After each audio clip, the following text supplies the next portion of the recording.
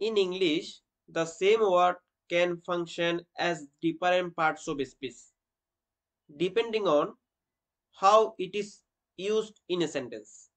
ইংলিশে একটা শব্দ ডিফারেন্ট পার্টস অফ স্পিচ হিসেবে কাজ করতে পারে, তা নির্ভর করবে মূলত আমরা কি হিসাবে কিভাবে ওই শব্দটিকে বাক্যে ব্যবহার করছি। কখনো sometimes the same word can be a noun or an adjective or a verb or a preposition, depends on the situation, depend on the structure and position of the sentence. So একটা শব্দ বিভিন্ন সময় বিভিন্ন parts of speech হতে পারে। এখানে দেখতে পাচ্ছি দ্য স্টার্স আর অ্যাবভ। এখানে যে অ্যাবভ শব্দ আছে এটি হচ্ছে অ্যাডভার্ব। আমাদের মাথায় রাখতে হবে মেন ভার্বের পর যদি শুধুমাত্র একটি ওয়ার্ড বসে, মেন ভার্বের পরপরই শুধুমাত্র যদি একটি ওয়ার্ড বসে সেটি অ্যাডভার্ব হিসেবে কাজ করবে। সেই হিসাবে the stars are above, above শব্দটি এখানে adverb.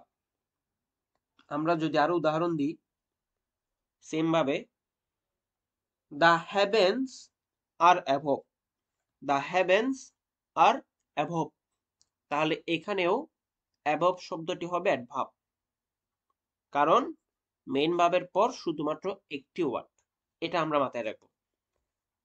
Then the founders authority is above the managements. এখানে অ্যাবভ শব্দটা প্রিপোজিশন হিসেবে কাজ করছে, কারণ আমরা জানি preposition connect nouns or pronoun to other words in a sentence. আর প্রিপোজিশন কি করে? একটা সেন্টেন্সের মধ্যে কানেকশন হিসেবে কাজ করে। সো এখানে দ্য ফান্ডস অথরিটির সাথে দ্য ম্যানেজমেন্টের যে সম্পর্ক, এই সম্পর্ক স্থাপন করার ক্ষেত্রে অ্যাবভ শব্দটা কানেক্টরস এর মতন কাজ করেছে। It shows the relationship between the funds authority and the management.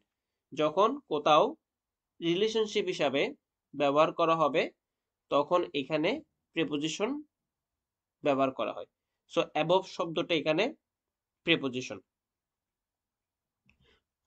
Same ভাবে যদি আমরা আরেকটা উদাহরণ দিই, the moral law is above the civil law, অর্থাৎ আইনের উপর নীতিস্থান।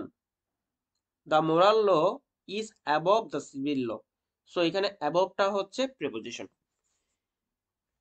দেন the third one is rewrite the above example. এখানে অ্যাবভ শব্দটা হচ্ছে অ্যাডজেটিভ। আমরা জানি আর্টিকেলের পর যদি দুইটি ওয়ার্ড থাকে তখন প্রথমটি হয় অ্যাডজেটিভ, তারপরটা হচ্ছে noun.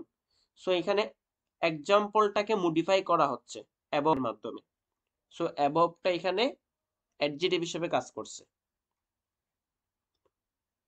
Then the final one is our luck comes from above.